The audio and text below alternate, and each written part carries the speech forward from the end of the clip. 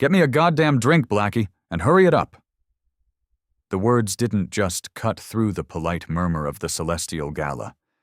They ripped the air open, a jagged, ugly tear in a tapestry of silk and champagne.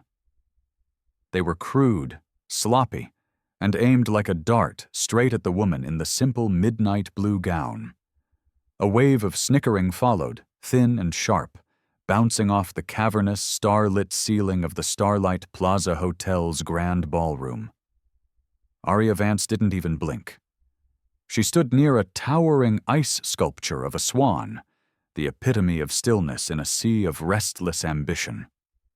No cascade of diamonds dripped from her neck, no gaudy logos screamed her worth. Her power was a quieter thing, a gravity that bent the world around her without needing to announce itself. She brought her phone to her ear, her gaze, cool and analytical, locking on to the man who had just spoken.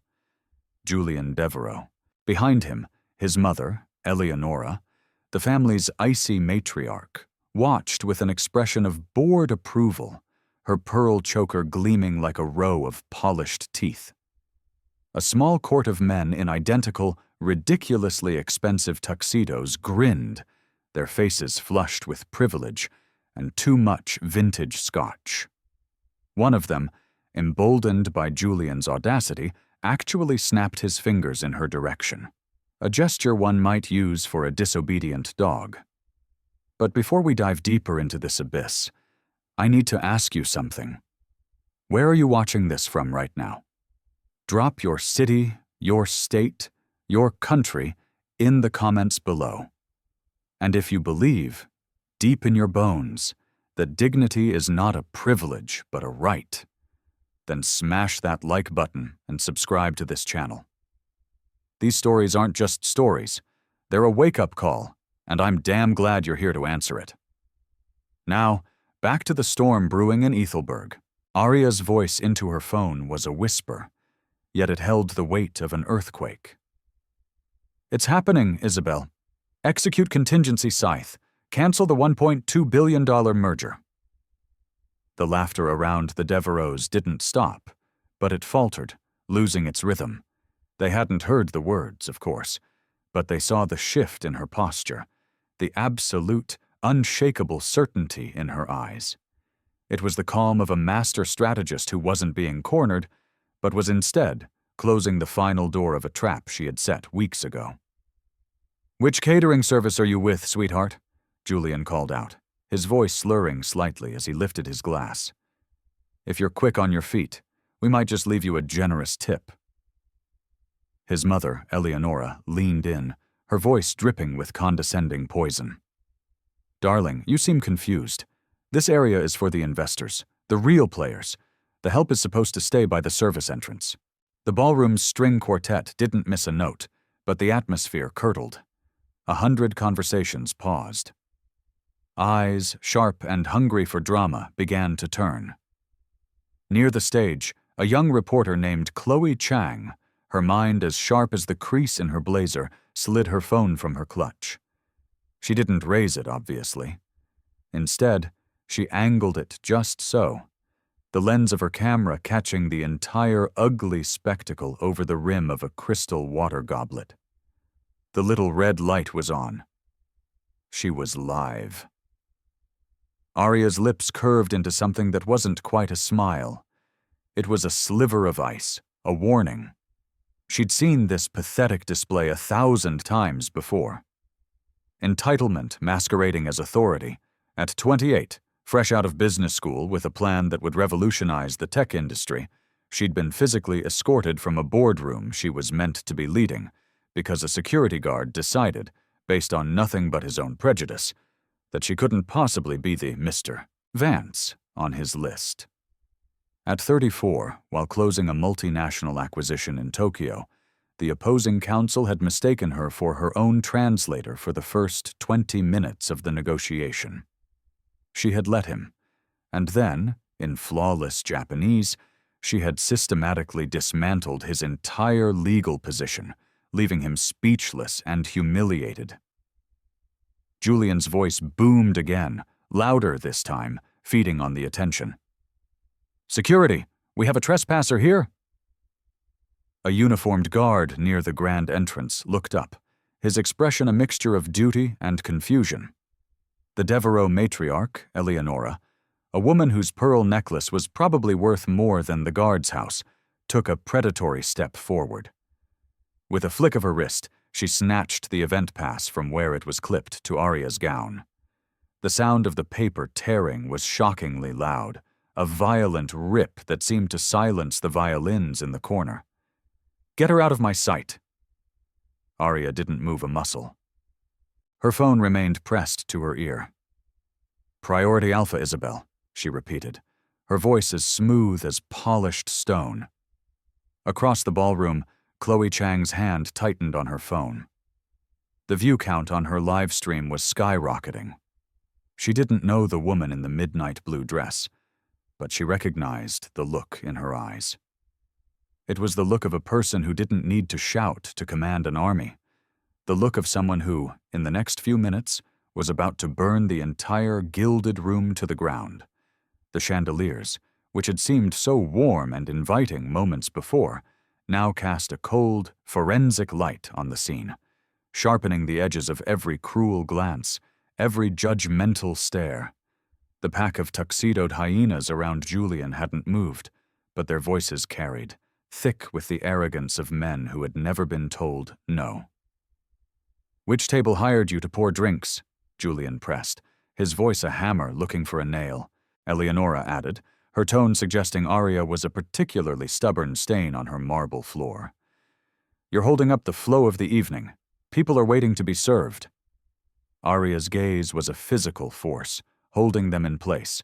She shifted her weight, a subtle, deliberate movement, one hand loose at her side, the other holding the phone to her ear like a scepter.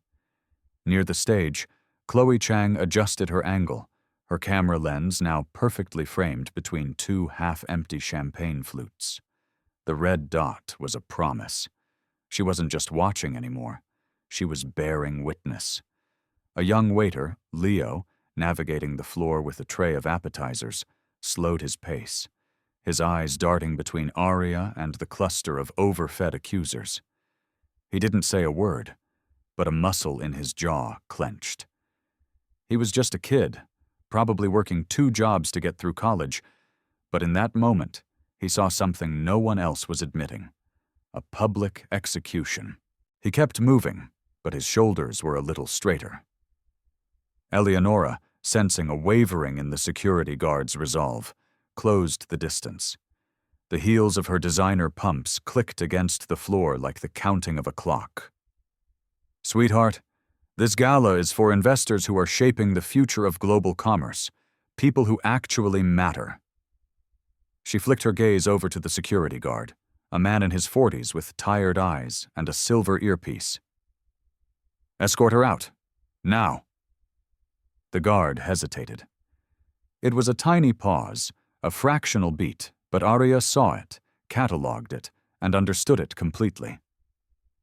At 34, she had watched a hotel concierge in Zurich pause just like that before informing her, with false regret, that the presidential suite she had booked and paid for 6 months in advance was suddenly unavailable. That pause was the space between protocol and prejudice, the moment where a person had to choose which master they served. Finally, the guard started his slow, cautious walk toward her. Ma'am, I'm going to have to see your credentials.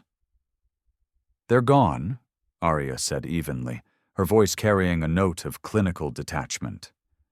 She nodded toward the shredded remains of her pass, clutched in Eleonora's perfectly manicured hand like a trophy scalp. Chloe Chang's eyebrows shot up. She subtly zoomed in, capturing the image of the matriarch holding the torn paper. This was gold. The comments on her live stream were exploding. Eleonora smirked, a cruel, triumphant twist of her lips. We can do this the easy way, or we can do this the hard way. Arya lowered the phone just an inch from her mouth, her voice now audible to those closest to her. You already chose the hard way. Then she brought it back to her ear. Isabel, move the capital. All of it. Reroute to Orion Dynamics. Don't wait for my signature. My word is the trigger. Go. A ripple of shock, quiet but potent, spread through the bystanders. A man in a tailored gray suit turned to his wife, his whisper just loud enough to be heard. Did she just say Orion Dynamics? His wife's eyes widened in understanding. Orion was the Devereaux's biggest, most hated rival. Julian scoffed, a desperate cracking sound. Is this some kind of stunt? You think we're going to fall for a pathetic bluff like that? Arya's gaze was unwavering. It's not a bluff, it's a transaction. Chloe Chang, now feeling the surge of journalistic adrenaline, took a step forward. Her voice was careful but clear and amplified by the microphone on her phone. For the record, she was invited. I saw her name on the primary investor list myself this afternoon. Arya Vance. The name hung in the air for a moment, unrecognized by the Devereaux, who only dealt in legacies, not in legends forged in the fires of modern disruption. Julian laughed, a sharp, ugly bark. You must have misread it. I didn't, Chloe replied, holding her phone a little higher, a silent declaration. And I'm not the only one who saw it. From somewhere behind the circle, another voice joined the fray. It was Leo, the young catering staffer, holding a tray of sparkling water like a shield. She's telling the truth. I saw the name when I was setting the main table. Vance, table 1. His words were quiet, but they landed with the force of a battering ram. Eleonora's perfectly constructed smirk faltered, just for a breath. A tiny crack appeared in her armor of absolute certainty. Arya saw it. Everyone saw it. The live stream saw it. She let the silence stretch, letting the weight of their mistake press down on them. Then she spoke into her phone again, her voice a death knell. Isabel, release the Phoenix Protocol. The security guard froze in his tracks. He had no idea what the Phoenix Protocol was, but he could feel in his gut that it was not going to end well for the people who had summoned him. The air in the ballroom was no longer just tense. It was heavy, charged, like the moments before a lightning strike. The music from the string quartet had faded into a distant, irrelevant memory, a soundtrack from another time, another world, that had existed only 15 minutes ago. Eleonora, desperate to regain control, stepped closer, her expensive perfume a sharp, chemical scent in the air. Her voice was louder now, a performance for the nearby tables. People like you always try to sneak into places where you don't belong. It's a tale as old as time. Julian, taking his cue from his mother, plucked a fresh event pass from his own pocket, someone else's, a guest he'd greeted at the door, and held it out with mocking pity. Here, maybe this one will help you with the little story you're trying to sell.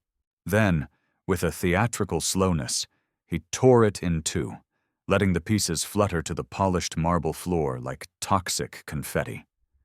A collective gasp went through the room. Chloe Chang was already repositioning, circling like a shark to capture the blatant act of aggression. Her phone was steady, a silent, unblinking eye recording every detail for the thousands of people now watching online. The matriarch turned back to the security guard, her patience gone. She's stalling for attention. I order you to remove her. Now! The guard moved forward, his duty warring with his instinct. Arya held her ground, a solitary island against a tide of ignorance. On what grounds? Fraud, Julian answered instantly, the word snapping from his lips. She's impersonating someone of importance. She's attempting to fraudulently insert herself into a $1.2 billion transaction. That number, $1.2 billion, sucked the remaining air out of the room. Several guests at nearby tables stopped their conversations entirely. One of them, a man in a deep navy suit, leaned toward his companion. That's the exact size of the Devereaux Meridian deal. Arya's lips tightened. Not with anger, but with chilling precision. She lowered her phone just enough for the entire room to hear her next word. Was. Eleonora's eyes narrowed. What did you say? Arya brought the phone back to her ear, ignoring the question. Confirm full capital withdrawal, Isabel. Redirect all assets to the Orion Dynamics holding account. Notify both legal teams that the Devo merger is terminated, effective immediately, for breach of conduct. Across the room, someone audibly choked on their champagne. Julian laughed again, but this time it was a ragged, desperate sound teetering on the edge of hysteria. You can't redirect a damn thing. You are a nobody here. From the back of the growing crowd, Leo the caterer spoke up again, his voice stronger now, buoyed by the righteousness of the moment. She's not a nobody. You don't get to cancel a $1.2 billion deal unless you're the one who owns it. Eleonora whipped her head around, her face a mask of fury. Stay out of this, boy. Too late, Chloe cut in, her reporter's voice gaining a sharp, professional edge. You made it everyone's business the moment you laid hands on her and tore up her pass in front of 200 people and a live camera.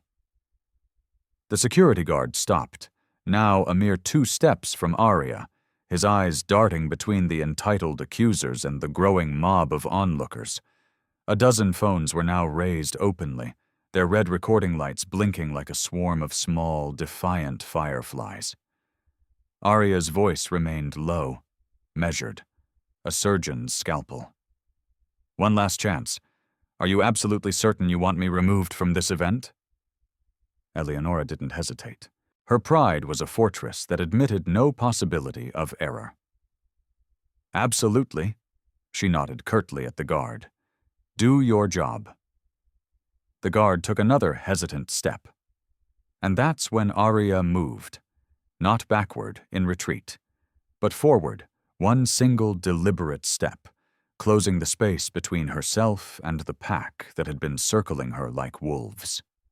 The sheer, unexpected confidence of the move made Eleonora flinch, a tiny, involuntary retreat that was visible to every single person watching. Arya spoke, her voice still quiet, yet every word echoed with the force of a judgment being read aloud in a silent courtroom. You just told the wrong woman she doesn't belong in the room she paid for. The storm had not just broken, it had become a hurricane. The ballroom wasn't just buzzing anymore, it was vibrating, humming with a dangerous, unstable energy.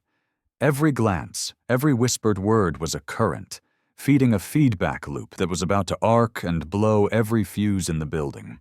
Arya held her phone steady, her eyes locked on the matriarchs, a predator that had finally tired of playing with its food.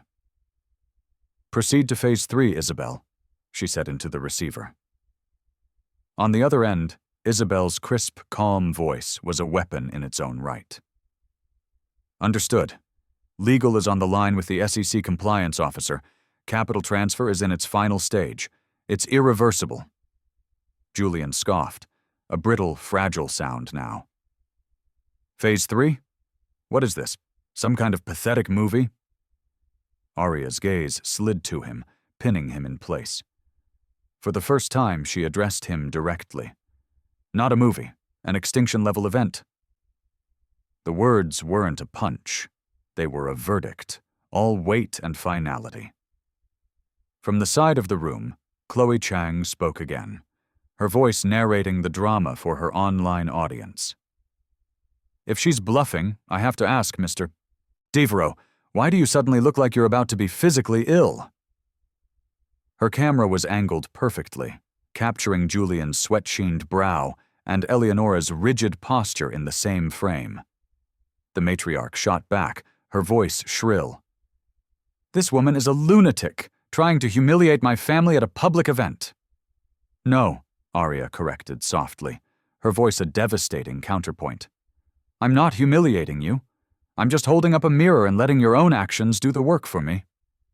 The security guard shifted uncomfortably, his hand hovering near his radio but never touching it. He'd seen plenty of stunts at these high-profile galas, protesters, gate crashers, jilted lovers. But this was different. This wasn't chaos. This was a controlled demolition. Near the ice sculpture, Leo, the caterer, whispered to another server, "Look at her. She's in complete control. She hasn't moved an inch unless she wanted to. They're the ones who are trapped." Isabel's voice returned in Aria's ear. "Corporate has officially flagged the Devereaux family's entire portfolio for breach of good faith in all negotiations, past and present. Do you want me to loop in the Orion Dynamics acquisitions team now?" Aria's eyes swept the room, taking in the sea of phones, the widening eyes, the dawning horror on the faces of the Devereaux's allies. "Yes," she said. "Make it a conference call, and make it loud." Julian's laugh was a hollow, desperate rattle. "Even if you had that kind of power, no one, and I mean no one, cancels $1 billion deal in the middle of a party. That is not how the world works." "That is exactly how my world works," Aria stated, the words landing like blows. The matriarch stepped in again, her voice laced with the final, desperate card every bully plays. "Do you have any idea who you are speaking to?" "Yes," Aria replied, and this time a real, cold smile touched her lips. "The question is, Eleonora, do you?" That landed. It landed not just with the Devereaux, but with the entire ring of onlookers who were now rapidly piecing together the horrifying, glorious truth. Chloe Chang took a small, audible breath, her reporter's instincts screaming. "I think we're all about to find out." The guard had given up all pretense of action. He was caught between a direct order from a powerful family and the bone-deep certainty that he was about to make the biggest mistake of his career. Aria finally lowered her phone. Her voice, though still calm, now carried an edge of finality, like the moment before a guillotine is released. "You have called me a fraud. You have destroyed my credentials. You have tried to have me physically removed from a deal that I personally architected from the ground up. And through all of it, I have remained patient." She took one more step forward, and the space between them felt impossibly small, tight, and suffocating. "Patience is now over." Isabel's voice came through the phone one last time, crisp and clear. "All parties have been notified. The press statement has been drafted and is ready for release on your command. You are clear to proceed, Aria." Aria looked at the matriarch, at her son, at the pearls glinting under the cold light of the chandelier. "Good," she said, her voice a whisper that carried across the entire silent room. "Let's end this." The ballroom held its breath. The reveal was coming, and the very air seemed to tilt toward her, as if the room itself was leaning in, desperate for a better view. Every phone, every eye followed her as she moved into the small, open space between herself and the crumbling dynasty of the Devereaux family. Her heels were steady, each click against the marble a tick of a clock counting down to their ruin. "You have spent the last 15 minutes, she began, her voice perfectly modulated to carry without a microphone, every syllable a precisely crafted weapon, "treating me like I wandered in here by mistake. You've accused me of being a thief. You've summoned security. You've publicly destroyed my credentials in front of 200 of your peers and colleagues." Julian folded his arms across his chest, a pathetic attempt to project a confidence he no longer felt. The smirk was gone, replaced by a tight, defensive line. Eleonora's jaw was set like concrete, but her fingers were twisting the clasp of her clutch, a small, repetitive motion that betrayed her rising panic.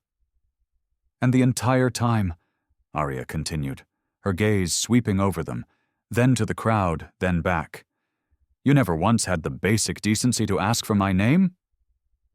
She paused, letting that simple, damning fact settle into the silence. It was a silence filled with judgment, with dawning comprehension. Chloe Chang, her live stream now a viral phenomenon, caught the exact moment Aria's gaze sharpened from cool steel to molten fire. 100 phones shifted in unison, their red lights as steady as a firing squad taking aim. "My name," she said, her voice rising just enough to pierce the farthest corners of the cavernous ballroom, "is Aria Vance." The name finally landed, and with it came the explosion.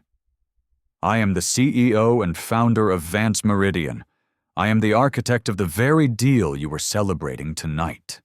The $1.2 billion Devo acquisition that you've been bragging about for the last 6 months. I built it. I funded it. And 10 minutes ago, I gave it to your direct competitor." The words detonated in the silent room. Eleonora blinked rapidly, her lips parting as if to form a denial, but no sound came out. Julian's arms dropped to his sides, his face a mask of disbelief and horror. A wave of gasps, murmurs, and shocked laughter swelled from the outer ring of guests. One man near the back began to clap, a single sharp sound of approval, before others joined in, a scattered, then growing wave of applause. It was the sound of a tide turning in real time. You're lying," Julian stammered, the words weak and unconvincing. Aria simply tilted her head. "Check your phone." It was both a challenge and a sentence. He hesitated, his hands trembling slightly as he pulled the device from his pocket. His eyes flicked to the screen. The color drained from his face, leaving behind a pale, waxy sheen. Eleonora fumbled for her own phone, her manicured fingers shaking so badly she could barely unlock it. Around them, a chorus of pings and buzzes confirmed the news, as every guest received the same push notification simultaneously. Breaking: Vance Meridian terminates 1.2B Devo merger. Sources cite breach of conduct. Orion Dynamics confirmed as new partner. Chloe Chang's camera caught the precise moment Eleonora's rigid posture finally collapsed. The pearls on her neck seemed to tighten as her shoulders slumped in defeat. Julian turned away, trying to hide his face. But there was nowhere to go. Every lens, every eye was on him. "I didn't need to raise my voice," Aria said into the sudden, shocked quiet. "I didn't need to call the press. You did all the work for me. All I had to do was let the world see you for who you truly are." The security guard took a slow, deliberate step backward, away from her, as if recognizing the vast, uncrossable chasm between duty and disaster. From the far end of the ballroom, Leo, the catering staffer who had spoken up for her, whispered to a colleague, a grin spreading across his face. "She doesn't just own the room. She owns the whole damn building." No one disagreed. The moment the push notification rippled through the gala, the atmosphere shifted from rupture to total system failure. The Devereaux were no longer just embarrassed. They were radioactive. Conversations fractured. Glasses were set down with sharp, definitive clicks. Julian's face was now a blotchy, furious red. His jaw worked silently as he muttered to his mother, "We can fix this. We can call our lawyers." "No," she snapped back under her breath, her eyes darting toward the exit as if she could simply outrun the global humiliation now unfolding on 1,000 screens per second. But there was no escape. Chloe Chang's lens was locked on her, a merciless, unblinking witness. Across the room, Leo the caterer set down his tray, his work for the night seemingly done, and simply folded his arms, a small, satisfied smile playing on his lips. The quartet in the corner, who had been silent since the reveal, now began packing away their instruments with a quiet finality. The party wasn't just over. It had been autopsied. A man in a navy suit, one of the Devereaux' own financial advisors, took a tentative step forward. "Aria, Ms. Vance, surely this isn't necessary. We can renegotiate. There must be a way to walk this back." Aria didn't even bother to turn and face him. Her voice was ice. "You had your chance to speak to me when you and your clients thought I was the waitress. You wasted it. The security guard, still rooted to the spot a few feet away, finally spoke, his voice quiet but carrying in the sudden hush. "Ma'am, Ms. Vance, my deepest apologies." His eyes were filled with a mixture of fear and respect. She gave him a brief, almost imperceptible nod. Not forgiveness, but an acknowledgement of his belated return to reason. Julian tried again, his tone now cracked with a desperate, pleading note. "Look, we didn't know. It was a mistake." "You did," Arya cut in, her voice a blade that silenced him instantly. "You saw a woman of color in a simple dress, and you made a judgment. That wasn't a mistake, it was a choice, and now you get to live with the consequences." From the side, Chloe spoke into her phone, her voice a calm, professional narration of the carnage. "And this, ladies and gentlemen, is what happens when arrogance writes a check that reality can't cash." A ripple of grim agreement passed through the onlookers. The applause started again, stronger this time, a steady, rolling thunder that filled the high-ceilinged space. Eleonora tried one last pathetic gambit, her voice a hoarse whisper. "We can make this right. Name a price." Arya finally turned to face her fully, stepping closer, not in aggression, but with the deliberate calm of a force of nature. "Right would have been seeing a human being before you saw a servant. Right would have been treating a stranger with the basic dignity you claim to possess. Right would have been recognizing my name on the investor list and understanding that power in the 21st century doesn't always come wrapped in pearls and a pedigree. Now, all you have left is the deal you lost and the reputation you just incinerated." Silence. Complete and total silence, broken only by the hum of the air conditioning. Leo, the caterer, spoke again, his voice firmer than before, a clear, ringing note of truth. "You don't get to erase someone and then act surprised when they're the one holding the eraser." That line landed like a punch to the gut. Even the security guard nodded once, slowly. Arya straightened her shoulders. "This conversation is over, and so is your claim to my company, my capital, and my time." With that, she turned and began to walk toward the exit. The phones kept recording, the murmur of the crowd parting before her like the Red Sea. The Devereaux stood frozen in the middle of the floor, their tuxedos and pearls suddenly looking like cheap costumes for a play that had closed on opening night. And for the first time all evening, Arya Vance was the only one in the room who didn't need to say another single word. The collapse was not a single event. It was a cascade. It started with a vibration. Julian's phone buzzed incessantly, a frantic tremor against his palm. He glanced down, and his face went ashen. 7 missed calls from the Devereaux board chairman. A second later, Eleonora's clutch began to ring, her jaunty ringtone sounding like a scream of pure panic. She stared at it, unable to answer. From across the room, the navy-suited advisor's phone lit up. He turned away, his voice a low, urgent whisper. "Sell it all. I don't care what the price is, just get us out." Damage control had begun, and it was already a catastrophic failure. Chloe Chang's camera tracked it all. The shifting allegiances, the frantic texts, the small telling signs of a dynasty imploding.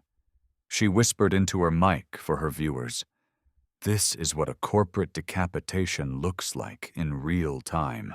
Guests who had been fawning over the Devereaux just an hour earlier now actively avoided their gaze, turning their backs, their polite smiles vanishing as if they'd never existed.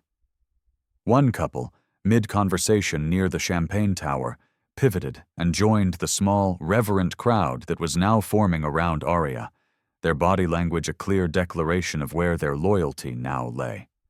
Eleonora grabbed Julian's arm, her composure shredded. "We need to get to the car," she hissed. "Not yet," he replied through gritted teeth. his eyes locked on Arya's retreating figure. But when he looked back at the room, he saw that half the investors were already on the phone with their brokers. The quartet was gone. The gala had ceased to exist. Leo, still standing his ground, leaned toward another server. "They're toxic assets now. No one wants to be seen shaking their hands." He was right. The Devereaux's inner circle had dissolved into a collection of scattered individuals, each person hunched over a phone, desperately trying to salvage their own portfolios from the wreckage. A woman in a sharp blazer, clearly a PR handler, rushed in from the hallway, her face tight with horror, holding a tablet. Julian took one look at the screen, a live feed of global news headlines, and let out a strangled curse. Across the ballroom, Arya's chief of staff, Isabel, had materialized at her side, speaking quietly with a group of high-profile guests, the executives from Orion Dynamics. Their posture was relaxed, triumphant. Papers were being signed on a tablet. Handshakes were exchanged. The message was unmistakable. "The king is dead. Long live the queen." Eleonora finally broke, her voice a sharp, ragged whisper. "She has destroyed us. In front of everyone we know." Julian didn't answer. He was staring at Chloe Chang, whose phone was still aimed directly at them, a spotlight they could not escape. Somewhere behind them, another guest muttered, just loud enough for the nearest microphones to pick it up. "They didn't get destroyed. They committed suicide." And then came the sound that cut the deepest, chairs scraping back from tables as dozens of guests rose to leave. Not just to follow Arya, but to definitively abandon the Devereaux. The ballroom was emptying around them, the vast space that had been their stage shrinking into a prison cell of their own making. The collapse wasn't coming. It was here. Arya didn't rush. Each step she took toward the grand exit was measured, allowing the Devereaux time to feel the full, crushing weight of their fall. Isabel met her halfway, a sleek tablet in hand. "All Orion contracts are executed and triple verified," she murmured, "and as per your instructions, we have officially revoked the Devereaux Group's access to the Vance Meridian Global Investor Portal. They are locked out." "Good," Arya said.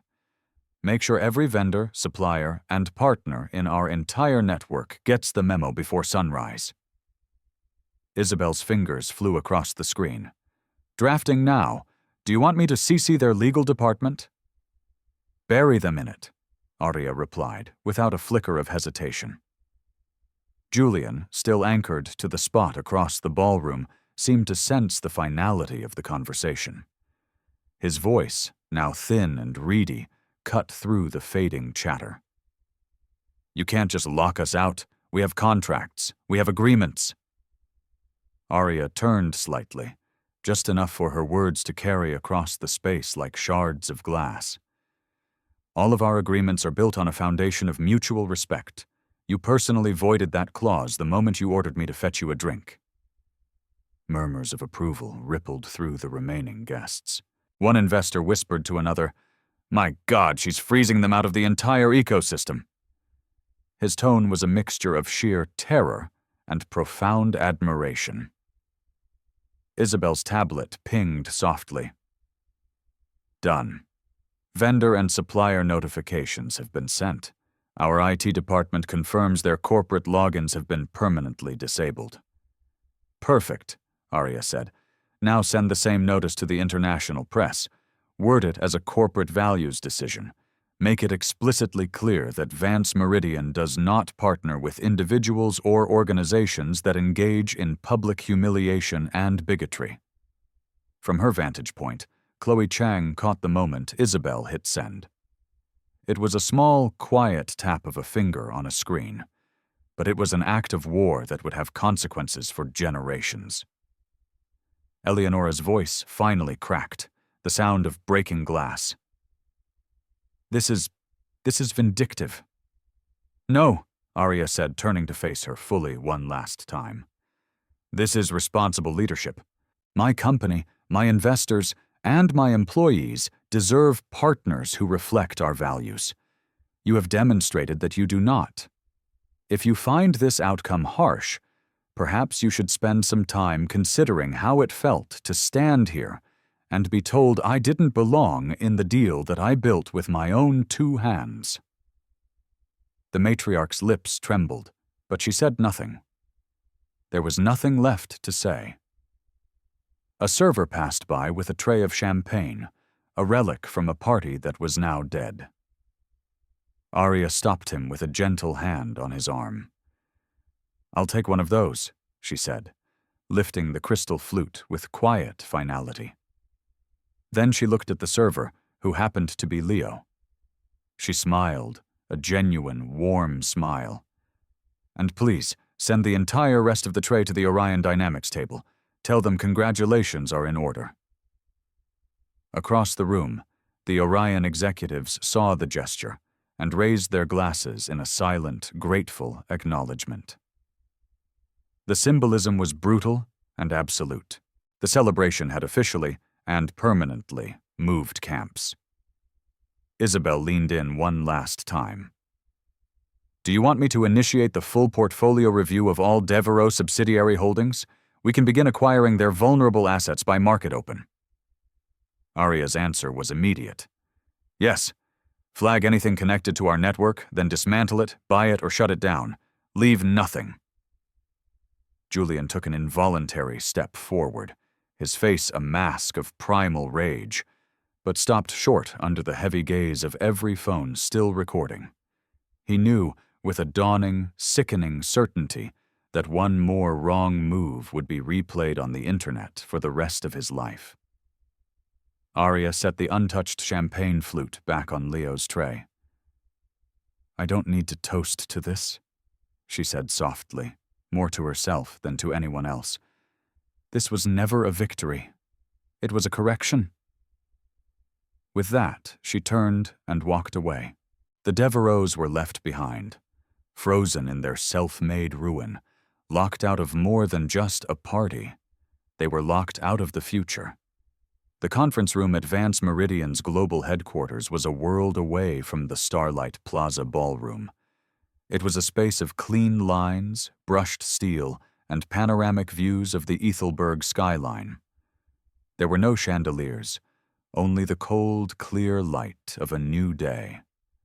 Arya sat at the head of a long walnut table, with Isabel on her right, and the top executives from Orion Dynamics on her left. Across from them, a massive screen displayed the morning's market data in a sea of catastrophic red. Devo Group stock had opened with a 38% drop, triggering an automatic halt in trading. Jonathan Pierce, the silver-haired CEO of Orion, leaned back in his chair, a look of grudging wonder on his face. "You've already gutted their single biggest acquisition in a decade. What's next on the agenda?" Arya didn't hesitate. "We ensure they can't rebuild using someone else's capital. That means we don't just cut them off. We salt the earth." Isabel slid a tablet across the table. "This is a comprehensive list of every shared vendor, financial partner, and subcontractor between our networks and the Devo Group. As of 5 a.m. this morning, we have successfully offered exclusive, more lucrative contracts to over 80% of them. Devo isn't just losing supply lines, their entire infrastructure is defecting to us as we speak." Jonathan scanned the list, his eyebrows rising.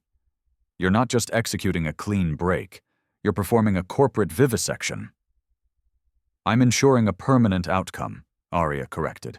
"If they want to play in our market again, they will have to start from absolute zero. By the time they manage that, they will have neither the leverage nor the reputation to compete with a lemonade stand." A younger Orion executive tapped his screen. "The press sentiment is overwhelmingly in your favor. We can leverage this to frame our new partnership as the new industry-wide ethical standard. Zero tolerance for the kind of behavior the Devereaux displayed." "Do it," Arya commanded, "and make the message so loud and so clear that any firm even considering helping the Devereaux understands that associating with them is financial suicide." Isabel's phone buzzed.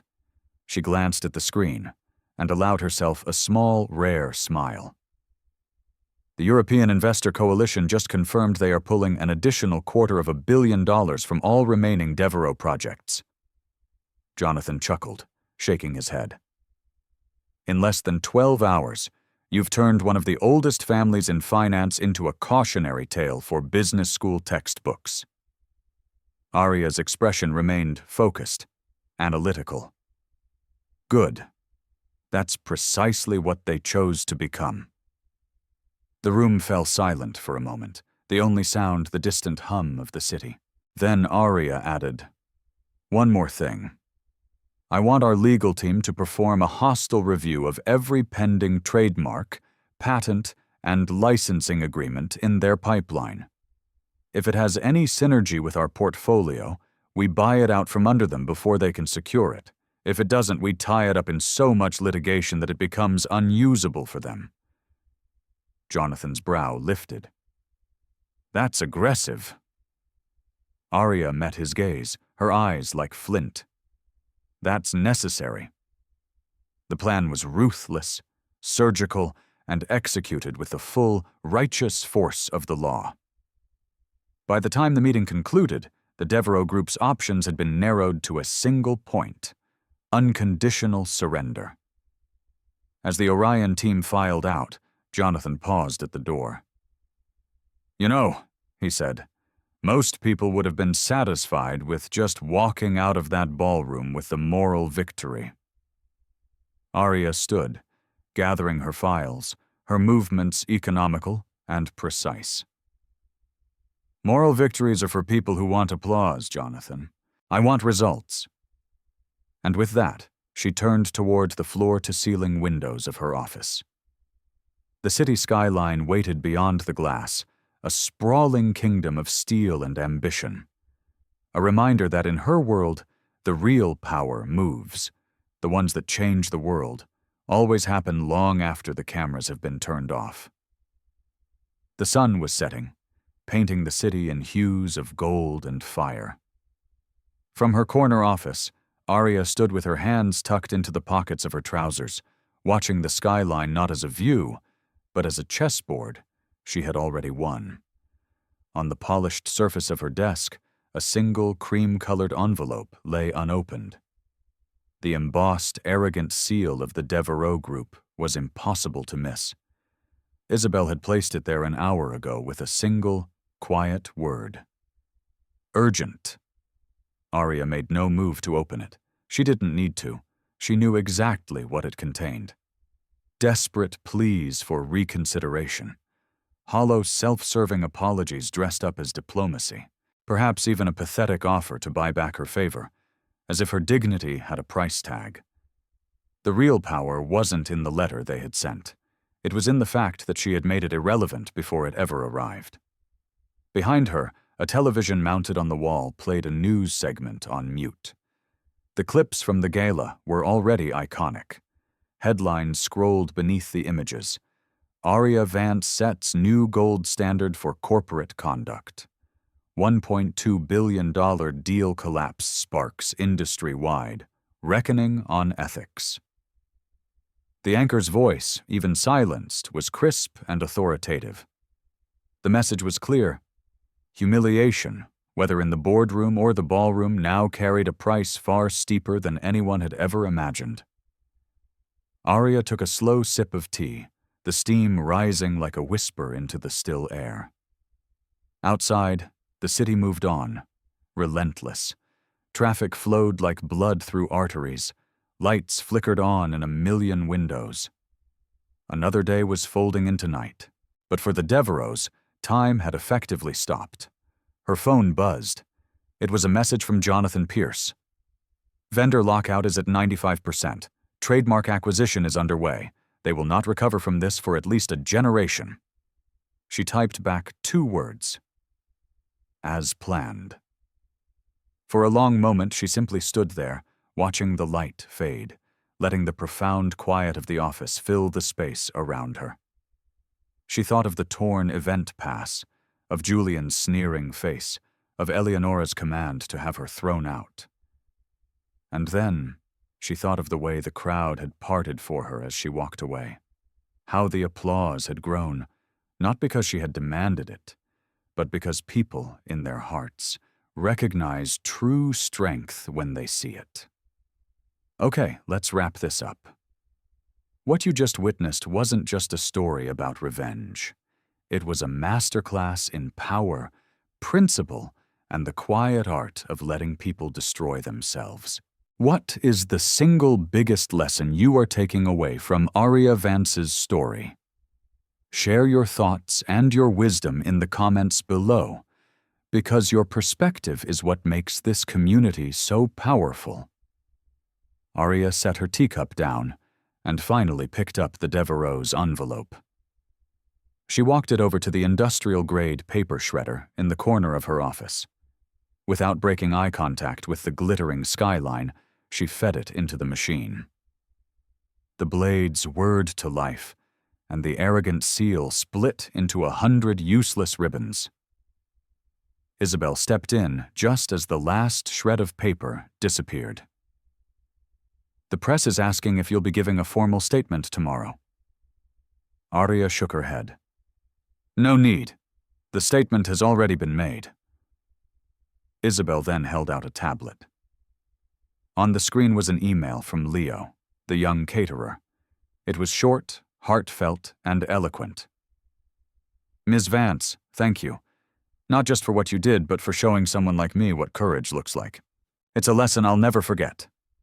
Arya took the tablet. Her fingers typed a quick reply. Leo, courage is speaking up when it's easier to stay silent. You did that last night. Let's talk about your future. My foundation has a scholarship for promising young people. It has your name on it if you want it. She handed the tablet back to Isabel. Make it happen. Outside, the last light of the day caught the highest point of the tallest building in view, the Vance Meridian Tower.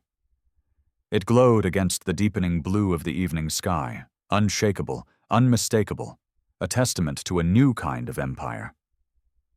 And in that moment, Arya Vance smiled, not for the victory, not for the revenge, but for the profound, unshakable certainty of it all. She had never needed their permission to be in the room. She had built the room. And now, she was rebuilding the world outside its walls, one act of quiet, constructive power at a time. Thank you for being here, for watching, and for believing in these stories. Hit that like button one last time for Justice Served Cold, and make damn sure you're subscribed with notifications on, so you don't miss the next story that absolutely needs to be told. Until next time.